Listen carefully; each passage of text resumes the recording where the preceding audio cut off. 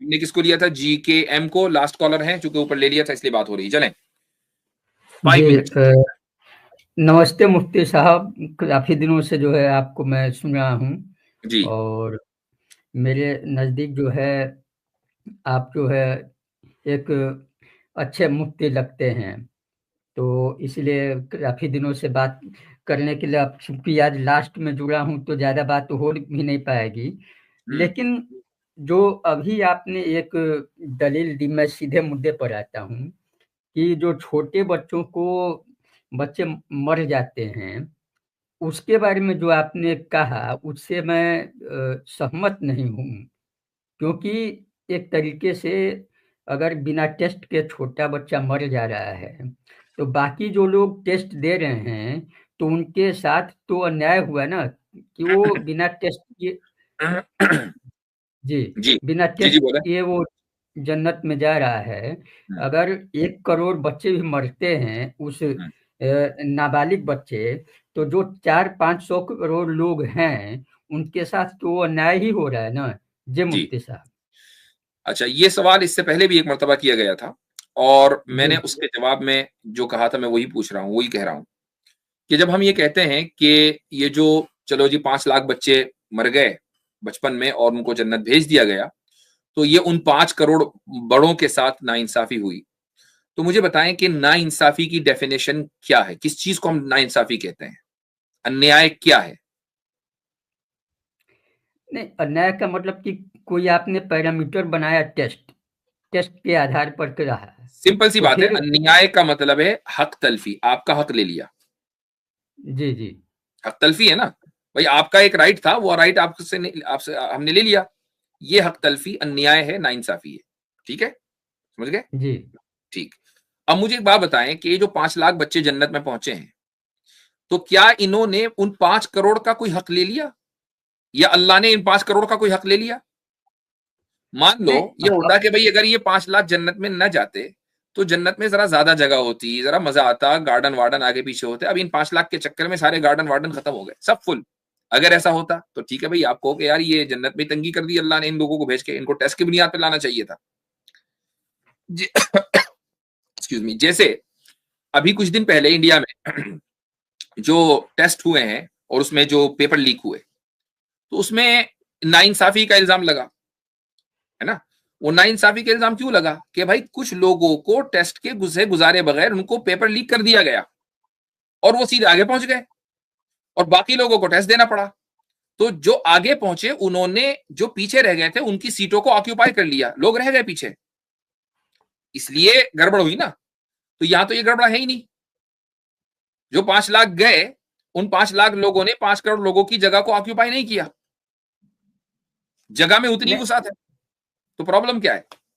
नहीं, प्रॉब्लम ये है कि आपने एक हम्म, पैरामीटर बनाया कि 33 नंबर पाने वाले बच्चे पास होंगे, जी उससे जो कम नंबर पाएगा वो फेल हो जाएगा। जी लेकिन आप कुछ लोगों को 33 से कम जो हैं उनको भी आप पहुंचा रहे हो। तो ये ठीक, तो बिल्कुल एक सही, पैरामीटर बिल्कुल सही, आप। बिल्कुल सही। ये आपका एग्जाम्पल इसलिए गलत है। मान लीजिए अगर ये बात होती कि भाई देखो, जो शिर्क करेगा वो भी जन्नत में जाएगा, जो ईमान लाएगा वो भी जन्नत में जाएगा। अब यहां सवाल ये होगा कि भाई शिर्क करने वाला भी जन्नत में है, ये तो अजीब नाइंसाफी है। ईमान लाकर भी हम जन्नत में जा रहे हैं, वो भी जन्नत में जा रहा, तो क्या फायदा? ईमान लाकर अच्छे काम करके क्या फायदा कि मुजरिम भी अगर जन्नत में जा रहा है? यहां पर ये आप कह सकते हैं। लेकिन अब मैं आपको एक मिसाल देता हूं। मिसाल ये है कि आपने कहा कि 33% से नीचे वाला, वो एक नीचे उसके कब आए? जब वो एग्जाम में बैठा, जब भी तो 33% से कम आए ना उसके, वरना आप हम्म कैसे डिसाइड करेंगे एग्जाम में बैठे बगैर?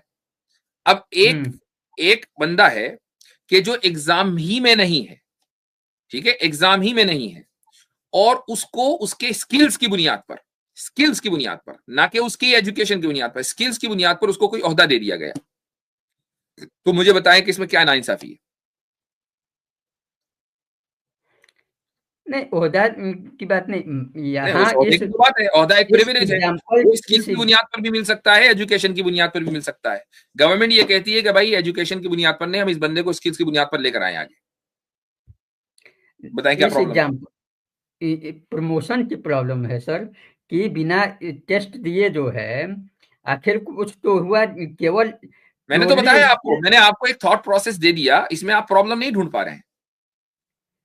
प्रॉब्लम है सर कि बिना कोई टेस्ट दिए स्किल्स की बुनियाद पर सीधे जमीन से उठा के भी नहीं लिया जाएगा, ऐसा भी नहीं अब आप होता देखें, है। अब आप देखें कि मसलन आपके यहाँ मुल्क में स्पोर्ट्स मंत्री ने क्या कभी जिंदगी में कोई मैच जीता है, खेला है? नहीं, एक स्पोर्ट्स मिनिस्टर तो हुए थे, ये तीरंदाज थे, राजवर्धन सिंह राठौर। अरे अभी वो है ना अमित शाह का वो लड़का, सर अमित शाह का लड़का, बताइए कौन सा वो वो क्रिकेट का जो है वो बीसीसीआई का चेयरपर्सन है, बीसीसीआई के जय चीफ है। हाँ, तो बताइए कौन सा उसने क्रिकेट खेला है? नहीं खेला। तो कहने का मकसद ये है कि ये हो सकता है कि आप ये कहें कि नहीं, ये आदमी चूंकि स्किल्स है इसके अंदर, ये पूरे बोर्ड को मैनेज कर सकता है, इसलिए हमने इसको इस पोजीशन के ऊपर बिठाया है। अगर वो पूरे बोर्ड को मैनेज कर ले, बहुत अच्छी बात है। ना खेला उसने कोई टेस्ट मैच, ना खेला उसने कोई वनडे में, जयशा नाम उसका, ठीक है। तो इसी तरीके से अगर किसी आदमी को उसके स्किल्स की बुनियाद पर किसी पोजीशन पर बिठा दिया जाए तो इसमें क्या नाइंसाफी है? कुछ लोग एजुकेशन के रास्ते से जाएंगे, कुछ लोग स्किल्स के रास्ते से जाएंगे। नहीं तो उस बच्चे की खासियत क्या हुई कि उसे आपको मैं जन्नत में। आपको बताता हूँ हिकमत, हिकमत जो मैं आपको बता चुका पहले ही, जिसको आपने सुना जी शायद जी, आप मैंने याद सुना नहीं है, रहा। अभी अभी सुना है। नहीं, अब मैं बता रहा हूं उसमें कि एक बच्चा जन्नत में जाएगा सिर्फ अपने लिए नहीं जाता, वो अपने माँ बाप की वजह से भी जाता है, ठीक है। अगर उसके माँ बाप को ये पता हो कि ये बच्चा जन्नत में पहुंचेगा ही नहीं, तो उनके लिए जन्नत में जाना ही बेकार, क्योंकि वहां जाकर भी वो उनको अपने बच्चा ही याद आने वाला है। बच्चा जो इस दुनिया से गया तो भी माँ बाप के जन्नत में जाने का सबब बना, और जन्नत में गया तो भी माँ बाप की वजह से गया। तो इसमें अल्टीमेट फायदा माँ बाप का है। जी, जी, अल्टीमेट फायदा माँ बाप का है। और नाइंसाफी इसलिए नहीं है चूंकि किसी की हक तलफी नहीं है, नाइंसाफी होती हक तलफी की वजह से, हक तलफी हो नहीं रही। नहीं, हक तलफी नहीं होनी है, लेकिन मसला पैरामीटर क्या है सर? मेरा मुद्दा जो पैरामीटर मैंने है बता दिया, पैरामीटर। पैरामीटर मैंने आपको बता दिया है। और उस वक्त भी मैंने बताया, जिन साहब से बात हो रही थी, कि खुदा की बहुत सारी सिफात में दो सिफतें ऐसी हैं कि जिनकी बुनियाद पर वो ये फैसला करता है कि जन्नत में कौन जाएगा कौन नहीं जाएगा। पहली सिफत है इंसाफ, अदल, ठीक है, जो बड़ों के अंदर होना है। दूसरी सिफत है फजल। फजल का मतलब है फेवर, किसी के ऊपर ग्रेस करना। खुदा चूंकि जन्नत का मालिक है, मैं अपने घर का मालिक हूं, ठीक है।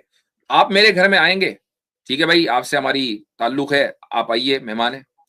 आप ये नहीं कह सकते कि भाई फला आदमी को मत बुलाना, वो जैन धर्म का है, मैं हिंदू धर्म का हूं, बस मैं मुझे बुलाना, आप जैनियों को मत बुलाना। नहीं भाई, वो मेरा उनसे मामला है, मैं उनको भी बुलाऊंगा, आपको भी बुलाऊंगा, ठीक है, क्योंकि मैं घर का मालिक हूं ना। आपकी हक तलफी नहीं होगी। खुदा अपनी जन्नत का मालिक है, वो बच्चों को लेकर जाना चाहे बिल्कुल ले जा सकता है। इसमें किसी की हक तलफी नहीं है, जगह तंग नहीं है। तो हक तलफी किधर है? आप मुझे हक तलफी दिखाएं, तब ना इंसाफी का इल्जाम लगेगा, वरना नहीं लगेगा। जी, हक तलफी तो, जी, हक तलफी तो की बात से भी मैं सहमत नहीं हूँ कि किसी और का हक मारना ही नाइंसाफी है। नाइंसाफी के और भी सारे पैरामीटर हो सकते हैं। वो क्या मैं इस पैरामीटर है ना इंसाफी? आप मुझे हक तलफी के यानी हक तलफी के अलावा ना इंसाफी दिखाइए, कहां है? कोई भी मिसाल दे जिसमें हक तलफी ना हो, ना इंसाफी हो। नहीं, मैंने जैसा कि पहले ही बताया कि आपने औरों के लिए कहा कि टेस्ट है, मैंने आपसे लेकिन सिंपल सवाल किया मेरे भाई, मुझे भी जाना है, अब टाइम भी बहुत हो गया। ना इंसाफी की मिसाल दें जिसमें हक तलफी ना हो। ठीक है मुफ्ती साहब, तो हम अगली बार ये अरे कंटिन्यू करेंगे। जी, चलें, ठीक है। तो अब आपको। सोच कर आइएगा, एक जी ऐसी मिसाल सोच कर आइएगा जिसमें ना इंसाफी तो है, हक तलफी नहीं है। जी जी, ठीक है, ठीक है, धन्यवाद, ठीक, नमस्ते।